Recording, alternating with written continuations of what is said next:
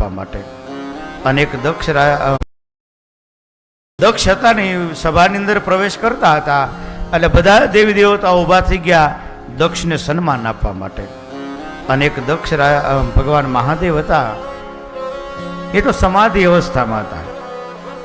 એને ખબર નથી કે ભાઈ મારા સસરાજી ચાલે આવે છે એટલે મારે પણ ઊભું થવું જોઈએ. પોતે સમાધિ અવસ્થામાં હતા, પોતાને ખબર નહીં કે સામેથી દક્ષ આવે છે અને આખી આ સભા ઊભી થઈ ગઈ છે એમને સન્માન આપવા માટે. આ કોઈ વાતનો એને ખ્યાલ નહોતો. પણ દક્ષને મનમાં એવું થયું કે આ મારો જમાય છે, આ બધા ઊભા થઈને મને સન્માન આપે છે અને આ એક કેમ નથી આપતો.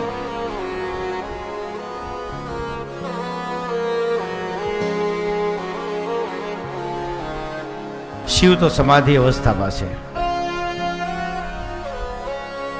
દક્ષને ખ્યાલ આવ્યો કે અમારા જમાઈ જે છે મહાદેવ ઉભા નથી થયા, મારું અપમાન થયું. આ જો માન અને અપમાન એને હોય, જેને કંઈક પૂજાવાની ભાવના હોય ને, એ પૂજાવાની કંઈક ભાવના હોય ને એને માન અપમાન હોય. જેને પૂજાવાની ભાવના ન હોય એને માન અપમાનનું ન હોય. અમારા વખાણ કરવા માટે નથી કહેતો, પણ કાલે અમારા બેન છે, આજ દેખાતા નથી કે ક્યાં લાગે છે ફરવા, વનિતાબેન, એ કાલે રાત્રે મને એવું કહેતા હતા કે દાદા તમે આમ ડીશ લઈને બધાને હારવાર જમવાનું લો ને એ સારું ન લાગે, અમને કહી દેતા હોય તો અમે પીરસી દઈએ. અહીંયા એવું થોડું હોય. કહો હું એક માણસ જ છું તમારી જેમ, ભલે વ્યાસપીઠ ઉપર બેઠો હોય ત્યાં સુધી બધું બરાબર છે, પણ વ્યાસપીઠ ઉપરથી ઉતરી જાઓ પછી આપણે બધા હરખા. આમાં મને મારી એક્સ્ટ્રા કોઈ સગવડતા કે મારી કોઈ એક્સ્ટ્રા નહીં, એ ન આવે. આ તો ગુરુની દીક્ષા એ જ છે અમારી ઉપર કે તમે ગમે ત્યાં જાઓ, કોઈ માન આપે તો ભલે, કોઈ અપમાન આપે તો ભલે, તમારી સ્થિતિમાં ફેર ન પડવો જોઈએ. એને જ જ્ઞાન કહેવાય ને.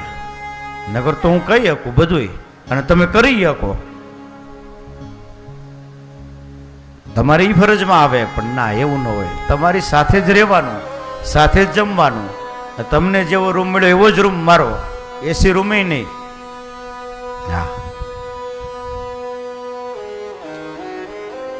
એને સહજતા કહેવાય, એને સમાનતા કહેવાય, એને સરળતા કહેવાય. અને એવું જીવનમાં દરેકને આવવું જોઈએ.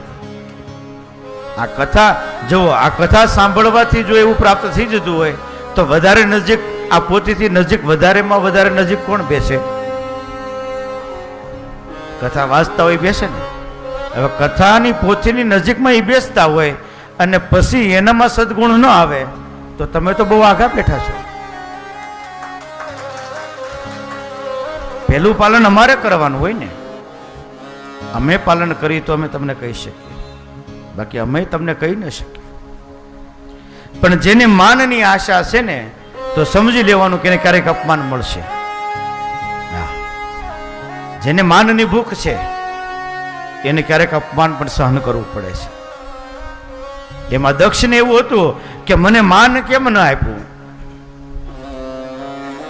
મહાદેવ ઉભા કેમ ન થયા. એટલે મહાદેવને જેમ ભાવે એમ કહેવા મળ્યા કે તું તો શમશાનમાં રહેવા વાળો છો અને મોટી જટા વાળો છો,